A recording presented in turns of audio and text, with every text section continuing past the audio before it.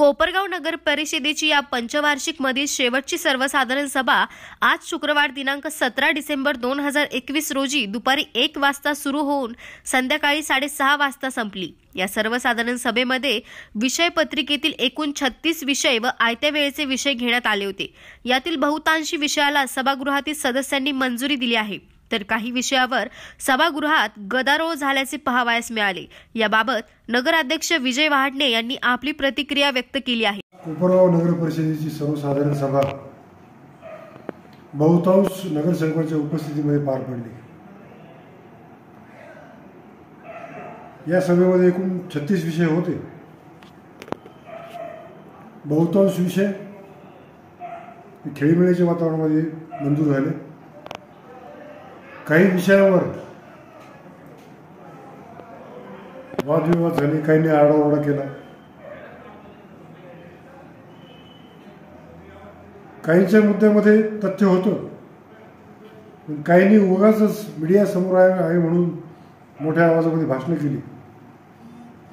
पण लोकशाहीमध्ये ते मला मान्य आहे की अभिव्यक्ती स्वातंत्र्य आहे। हे सगळे विषय नगर परिषदेच्या मीटिंगमध्ये मांडत असताना सुरुवातीलाच मी सांगितलं की आपल्या तालुक्याचे नेते, सहकार मंत्री, माजी सहकार मंत्री शंकररावजी कोले साहेब यांची प्रकृती अस्वस्थ आहे, त्याच्यामुळे त्यांच्या प्रकृतीला लवकर आराम पडो अशी आपण सगळं सभागृह आपण देवाकडे प्रार्थना करू असं मी मांडलं। पण तरीही अनेकांना विषयाचं गांभीर्य नाही। आज शेवटची सर्वसाधारण सभा आहे, आपण साधक बाधक चर्चा करू, चांगल्या वातावरणामध्ये चर्चा करू हे मी वारंवार सांगू नये। अनेकांच्या डोक्यावरून हा विषय गेला। केवळ आणि केवळ पोरकटपणा करणारे सुद्धा काही नगरसेवक आहेत, त्यांचं मी नाव घेणार नाही।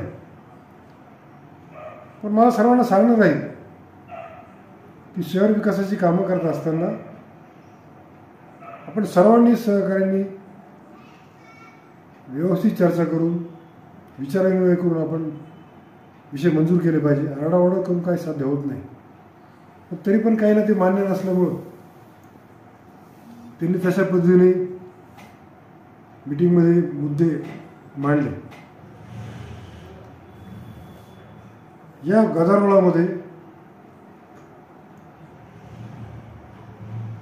जवळजवळ 95% महिला नगरसेविका शांतपणे काही जणांचा गदारोळ हा हातबलपणे पाहत होत्या।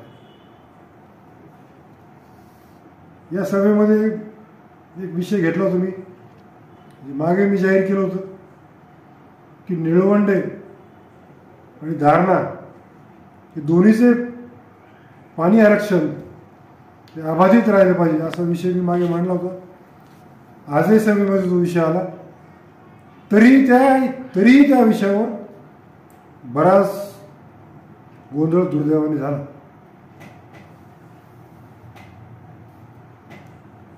अनेक विषयापैकी ज्या आयत्या वेळच्या विषयामध्ये अजून मी काही विषय घेतले नामकरणाचे।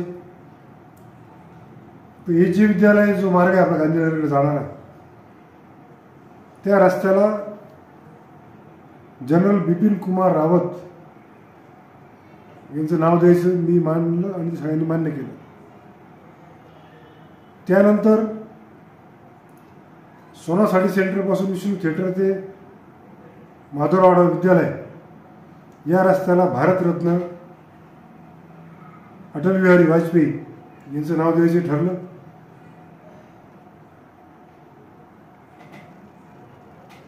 सिटी सर्वे नंबर 1924 मध्ये हिंदू समाजातील नागरिकांना दफनभूमीसाठी जागा उपलब्ध करून द्यायचं मान्य करण्यात आलं। गोदावरी नदी संवर्धन योजनेअंतर्गत शासनाकडे प्रस्ताव पाठवायचे ठरलं। त्याचप्रमाणे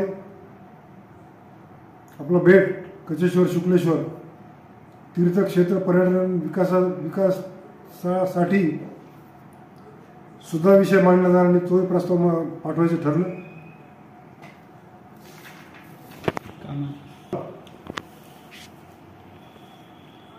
गुरुद्वारा रोडला कमान करायचं सगळ्यांनी मान्य केलं. बरेचसे विषय प्रशासकीय विषय होते, तेही सर्वानुमते मान्य झाले. जे LED बल्ब आपण संपूर्ण शहरामध्ये बसवलेत, जवळजवळ 4,500 बल्ब आपण बसवले. पण त्या कंपनीचं काही बिल थकल्यामुळे मध्यंतरीच्या काळामध्ये काम थांबवलं होतं. त्यांचं देयकही लवकरात लवकर द्यायचं ठरलं. पण LED बल्ब बसवल्यामुळं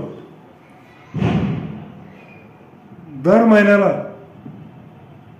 नगर परिषदेचे 4 लाख रुपये बचत झालेली आहे. नगर परिषदेच्या सर्व इमारतीवर सोलर प्लांट बसवायचं ठरलं. आरोग्य विभाग, विद्युत विभाग आणि सर्व विभागांसाठी जी काही खरेदी करावी लागते त्या विषयाला मंजुरी झाली.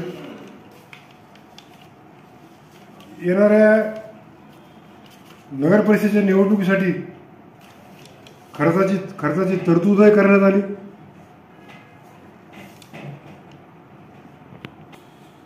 ज्या ज्या संस्थांनी ओपन स्पेससाठी मागणी केली तोही विषय या सभेमध्ये मांडण्यात आला. आणि ज्या ज्या संस्था ज्यांनी ओपन स्पेस मागितलेले विकसित करण्यासाठी, त्या ओपन स्पेसच्या परिसरामध्ये राहणारे जे रहिवासी आहेत त्या सर्व रहिवाशांची ना हरकत आणल्यानंतर त्यांना ती जागा मंजूर करायचं ठरलं. छत्रपती शिवाजी महाराजांची कमान झाली पाहिजे अशी अनेकांनी मागणी केली होती. त्या विषयाला सुद्धा सगळ्यांनी मंजुरी दिली.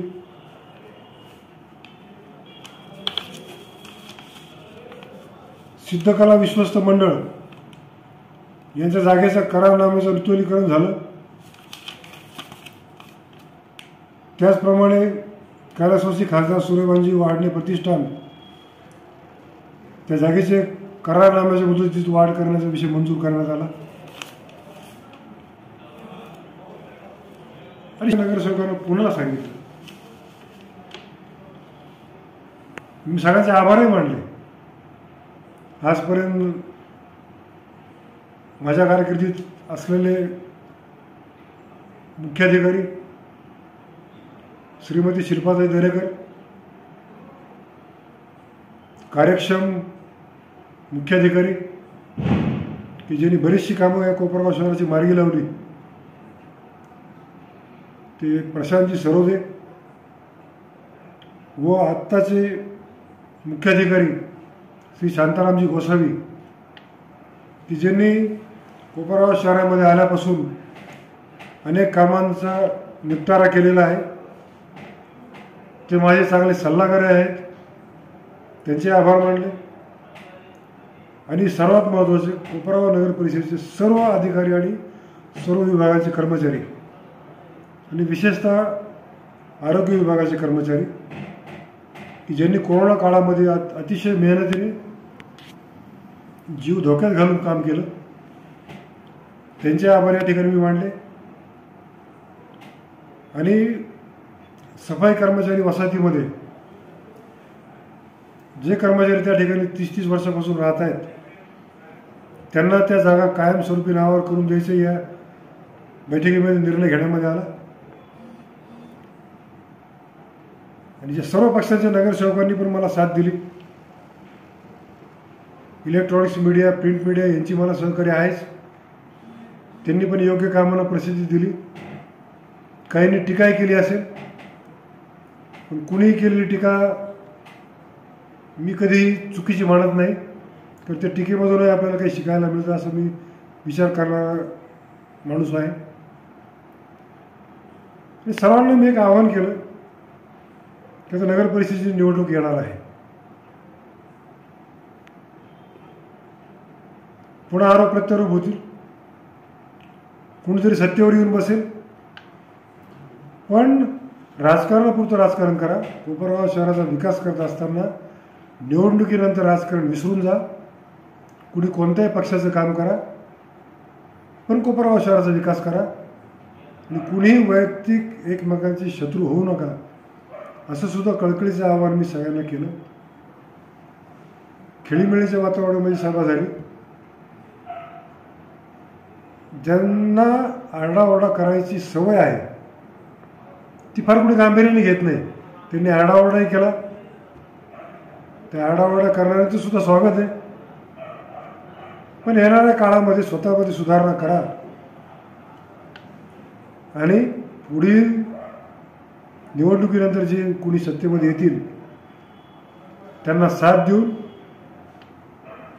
खेळीमेळीच्या वातावरणामध्ये नगर परिषदेचं कामकाज तुम्ही करा. आणि जे सर्वात महत्त्वाचे जे आहेत नागरिक कर भरणारे, की ज्या नागरिकांनी मला महाराष्ट्रामध्ये सगळ्यात जास्त मताने निवडून दिलं, त्या नागरिकांची विकास कामं करण्यासाठी प्राधान्य द्या. स्वतःचा राजकीय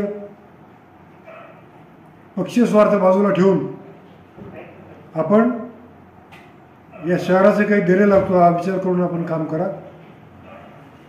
मी इथं नगराध्यक्ष झाल्यापासून आजपर्यंत मी राजकारण केलेलं नाही. सर्व पक्षांच्या सर्व नगरसेवकांच्या प्रभागामध्ये आपण विकास कामे केलेली आहेत.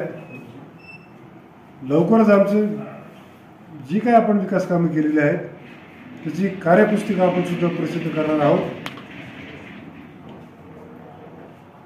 असं मी शेवटी आवाहन केलं आणि एवढं बोलून आजची शेवटची सभा संपन्न झाली. धन्यवाद. साधारण सभा नगरपालिकेचे सन्माननीय नगराध्यक्ष साहेब यांच्या अध्यक्षतेखाली पार पडली. या सभेसाठी सर्व गटनेते, सन्माननीय उपनगराध्यक्ष, सर्व सन्माननीय नगरसेवक नगरसेविका उपस्थित होते. अजेंड्यावर तसे विषय भरपूर होते. प्रत्येक विषयावर सर्व सदस्यांनी आपली जी काही मतं आहेत ती व्यक्त केली. सखोल अशी चर्चा झाली आणि जे काही त्यांना जे काही प्राप्त अधिकार आहेत त्यानुसार निर्णय प्रक्रिया झालेली आहे. वास्तविक ही जी काही कार्यकारिणी आहे मागील 5 वर्षात निवडून आलेली, त्यांच्यासोबत काम करायला मला खूप अल्पसा कमी कालावधी मिळाला. वास्तविक ही सगळीच जे काही सर्व सन्माननीय नगरसेवक आहेत त्यांनी आपल्या आपल्या परीने आपल्या आपल्या प्रभागाचा विकास करण्यासाठी आटोकाटीने प्रयत्न केल्याचं त्यांच्या यापूर्वीच्या कामकाजावरून दिसून येत आहे. आणि प्रत्येकच नगरसेवकांनी आपल्या प्रभागामध्ये चांगली दर्जेदार कामं होतील आणि प्रभागाचा जास्तीत जास्त कसा विकास होईल यासाठी सर्वांनी प्रयत्न करत आहेत. सभागृहामध्ये सुद्धा आज प्रत्येकाने आपल्या आपल्या अडचणी मांडलेल्या होत्या. शेवटी सर्वसाधारण सभा हे लोकशाहीच्या माध्यमातलं एक सर्वात महत्त्वाचं व्यासपीठ आहे आणि त्या व्यासपीठाचा सर्वांनी योग्य तो वापर केलेला आहे. आणि मला खात्री आहे की आमचे जे काही सर्व प्रशासकीय अधिकारी आहेत किंवा अभियंता आहेत ते सर्व सन्माननीय नगरसेवकांच्या जी काही त्यांची वेगवेगळी विकास कामं आहेत, जी कामं आहेत किंवा जे त्यांचे प्रस्ताव आहेत ते तातडीनं कसे मार्गी लावतील या बाबतीत सर्वजण आपल्या आपल्या परीने आपल्या आपली कर्तव्य निभवतील. त्याचबरोबर मी विशेषतः सभागृहाचे आभार मानेन की स्वच्छ सर्वेक्षण 2022ची तयारी करता आणि ODF++च्या तयारी करता प्रशासनाला जे काही आवश्यक खर्चाच्या बाबी होत्या त्या बाबतीत त्यांनी आम्हाला मान्यता दिलेली आहे. त्यामुळे निश्चितच आमचा याबाबतची जी काही काम करण्याची गती आहे ती वाढणार आहे. आणि त्याचबरोबर आपल्याकडे जे काही शुक्लेश्वर मंदिर आहे तिथं तीर्थक्षेत्र विकास आराखडा आणि नदी संवर्धन विकास आराखडा ह्या 2 आराखडे शासनाला पाठवण्यासाठी सभागृहाने तत्पुरता मान्यता दिली आहे. त्यानुसार आता प्रशासन पुढील काही काळात थोडीशी कृतिशीलता दाखवून तात्काळ कार्यवाही करेल. त्याचबरोबर प्रशासनाच्या दृष्टीनं जे काही आस्थापनावरचे जे विषय होते त्याचबरोबर येणाऱ्या सार्वजनिक निवडणुकीसाठी खर्चासाठी जी काही मान्यता लागत होती या सर्व बाबतीत सभागृहाने मान्यता दिली आहे. सभागृहामध्ये सर्व सदस्यांनी अत्यंत चांगल्या तऱ्हेने त्यांची मतं व्यक्त केली आहेत. सभा अत्यंत खेळीमेळीच्या वातावरणात पार पडलेली आहे. त्याबद्दल मी सर्व सदस्यांचे, सन्माननीय नगराध्यक्ष आणि सन्माननीय उपनगराध्यक्ष, आमचे सर्व अधिकारी यांचे मी आभार मानतो.